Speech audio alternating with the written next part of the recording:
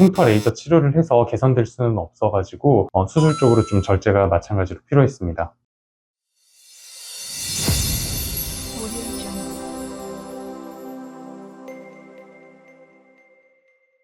김 원장님, 이 네. 환자분 같은 경우에는 흉터가 이렇게 움푹 들어갔는데 이런 경우에는 레이저가 아니라 교정술로 해야 될까요? 맞아요. 이 환자분은 사실 음식점에서 좀 일하시는 분인데 옛날부터 여기에 뾰루지처럼 났던 걸 짜려고 오랜 시간 동안 계속 짜다 보니까 피부가 좀 많이 변해 있었어요. 그래서 함몰된 흉터도 보이고 또 많이 넓어져 있고, 자세히 보시면은 저 흉터 부위가 굉장히 피부가 좀 딱딱하게 변해 있거든요. 그래서 이런 경우에는 흉터 레이저 대신 수술적으로 처치를 할 수밖에 없었습니다.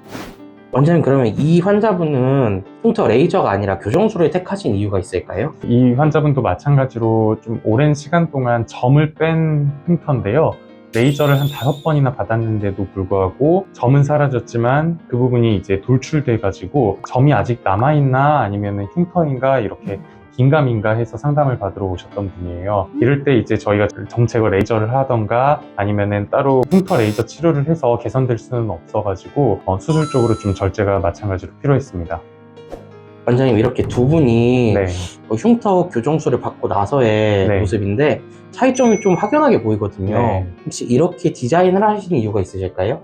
마찬가지로 이분 두 분 다 흉터를 이제 제거를 해내고 다시 봉합을 해야 되는데요. 이전에도 한번 설명드렸듯이 피부에는 가장 자연스러운 주름선이라는 게 있어요. 그래서 눈가 같은 경우에는 가로로 되다가 아래쪽으로 오면서 자연스럽게 이렇게 수직으로 떨어지거나 대각선처럼 보이는 부분이 있고, 미간 같은 경우는 사실 굉장히 복합적이에요. 눈썹을 좀 찡그릴 때 나타나는 세로 주름도 있고 가로 모양으로 되는 경우도 있어가지고 이럴 때는 좀 W 성형술이라고 해서 일자로 하는 것보다는 좀 방향을 틀어줌으로써 훨씬 흉터 경과가 좋게 만드는 방법을 택하는 게 더 유리할 수 있었습니다.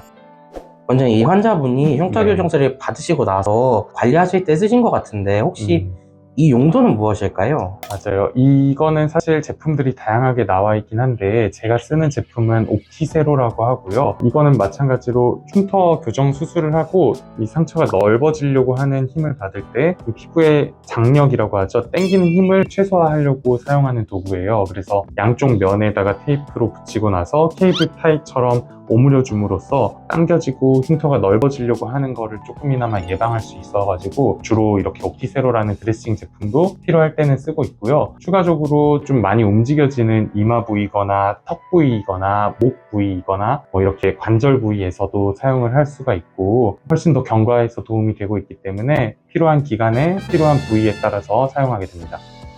원장님, 그러면은 흉터 교정술을 받으시고 나서 실밥 제거나 아니면 회복하는 기간은 얼마나 걸리고 그 이후에 관리법은 어떻게 되는지 추가로 받을 수 있는 게 있을까요? 실제로 실밥 제거까지가 일단 초기적인 관리라고 할 수가 있겠는데요. 먼저 얼굴 부위 같은 경우는 6일이나 7일 정도면 실밥을 다 제거를 할 수가 있게 되고, 몸이라고 하더라도 부위에 따라 다르지만 10일에서 아니면 길게는 2주 정도 뒤면은 실밥을 다 제거를 할 수가 있어요. 그래서 그때부터도 일상생활은 다 가능하고 특별하게 주의를 요하는 부위가 아니라고 한다면은 일상생활이 다 가능합니다. 그리고 현재 사진에서 보시는 것처럼 이분들도 2달 정도 되신 분들이고 이때부터도 계속 레이저랑 흉터 제품을 쓰면서 이렇게나 관리를 잘 하면은 좋은 결과를 맞이할 수 있기 때문에 일상생활은 언제든지 가능할 수 있습니다.